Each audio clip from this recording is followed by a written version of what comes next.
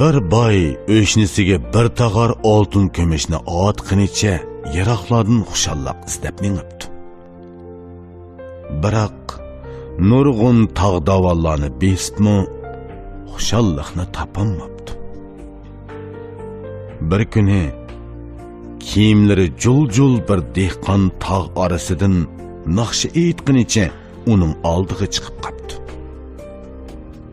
Boy uningdan xushalliqqa erishishning tadbirini so'ragan ekan, u kulib turib: "Buning nima tadbiri bo'lsin?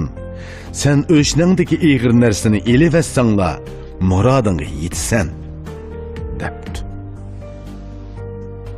Boy shundala darhol ahliga kapdi hamda shuncha bola ig'ir boyliqni yutib minib, ballarimni ushtilib ketay dedi. Saraylarda qo'nganda oltin kumushlarimdan ansirab tuzuk uxlayolmayman. Yo'l yurganda bo'lsa, bulonchiq uchrab qolamanmikin deb yurgim pok-pok. Mushundaq ahvolda men qandoqmi xushalliqqa erishalay deb o'ylabdi.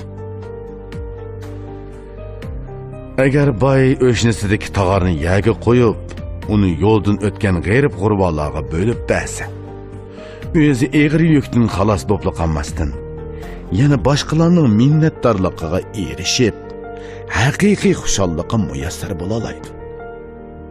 Nurg'un chaqlarda xushalliq bizdan ancha yiroqda emas.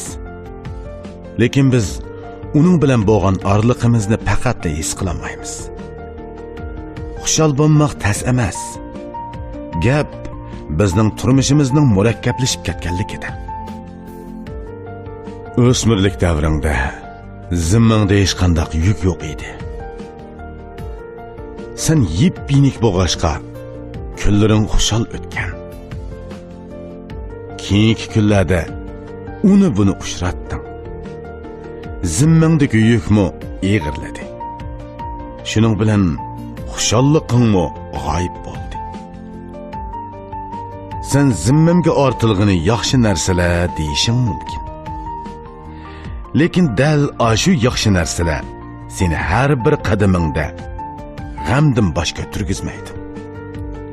Ushshaq-tushshaq narsalarni yeyishga omroq bir bola uchun aytganda, bir oltin tog' bilan bir dona bolkini setib olish uchun xarjlangan pulning hech qanday farqi yo'q.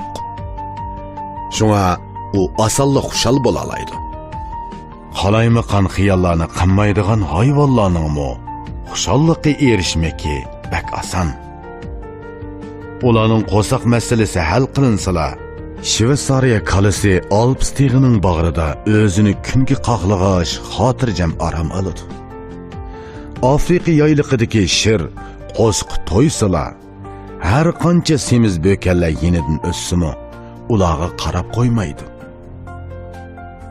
Bir yozuvchi Shveysariya kalisi bilan Afrika shirining hayotlik falsafasidan intayin zo'qlangan hamda navoda sana kerak bo'lgani 3 dona bolka bo'lsa, undaqda sening 4-chi bolkaga erishish uchun tepchaklishingning o'zi ahmoqlikdir degan ekan. Shunga sening xushal bo'lanmasliging zimmangdagi yukning bak eg'irlab ketganligining alomati. Buni ham o'zining tamaxo'rligi keltirib chiqargan bo'ladi. Sen zimmangdagi ortiqcha yuklarni elib yetib baq. Shu chaqda yangi bir bayqashga erishsan.